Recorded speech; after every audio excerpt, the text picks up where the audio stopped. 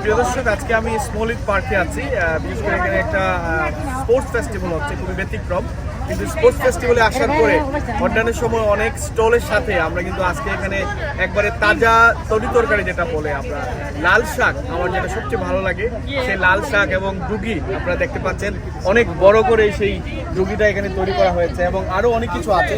এখানে যিনি এগুলো করেন, ওনার সাথে আমরা কিছুক্ষণ কথা বলেছি। এখন একটু কথা বলতে চাই। ভাই, আজকে আপনি এখানে তো একটা মেলা চলতেছে, বা অনেকেই দেখা গেছে অনেক ধরনের অন্যান্য কিছু বিক্রি হচ্ছে রিটেল। তা আপনি এখানে লাল শাক বা এই ডুগি শাক বা এই ধরনের গার্ডেনের অথেন্টিক প্রোডাক্টগুলো নিয়ে আসছেন, এটা কেন? মানে কি আমি শখ করি বলাইছি, আর মেলা চলে, আর মনে হলো আমার শখের জিনিসটা উঠাই, যারা বাংলাদেশের জিনিসটা পছন্দ করে এরা নিবা।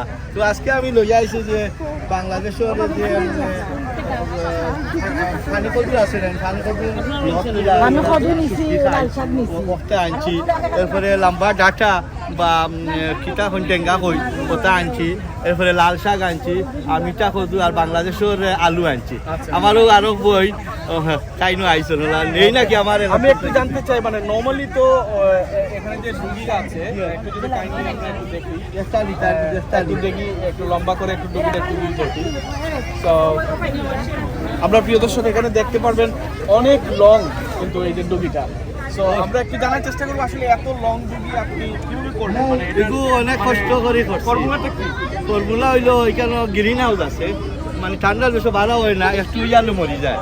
তো আমরা চিন্তা করে দিলাম বাংলাদেশের যে তাপমাত্রা 45-50 ডিগ্রি লাগে, আমরা গ্রিন হাউস একটা বানাইয়া চেষ্টা করি।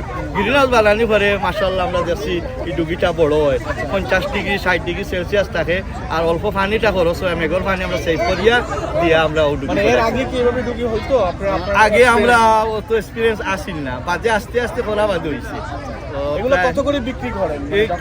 যারা নেয় ছোট 250 করি, সামান্য পয়সা কি, যাতে কিছু পয়সা আইলে আমরা কাউন্সিলে দিই না, 250 কেজি। আর বিকজ দ্য বিগ ওয়ান এগুলো লং টাইম নাইনি, পানি বেশি খায়, ওটা হয়, আমরা কাউন্সিলে পয়সা দিতে হয়, এর কারণে বড়টা আমরা 60 পাউন্ড করি বেশি। আমরা অলরেডি রেস্টুরেন্টে কাম করি, এগুলো মানে কাজের পাখে 1 ঘন্টা আধা ঘন্টা আমরা ওটা করিয়া যাই।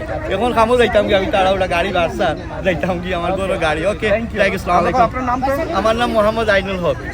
আমি ইয়ার্ডলিতে থাকি, আমার ঘর ইয়ার্ডলিতে আছে, বানিয়াম আছে। আইনুল ভাইয়ের সাথে কথা বললাম, এরকম অনেক আইনুল ভাইরা আছেন যারা নিজের গার্ডেন না থাকলেও বিভিন্ন অ্যালটমেন্ট কিনে কাউন্সিলের পক্ষ থেকে এইসব বাগান করে থাকেন। আজকে আপনারা দেখলেন, আর আমার আনন্দ লাগে যে মনে করি আমরা গার্ডেনও গেলে বাংলাদেশে আঁকতেছি, চকুর পানি চায় যে বাংলাদেশেও আঁটি দেখি, মানে দেশের জন্ম না, দেশের এর কারণে আমার একটু তো ভালো লাগে।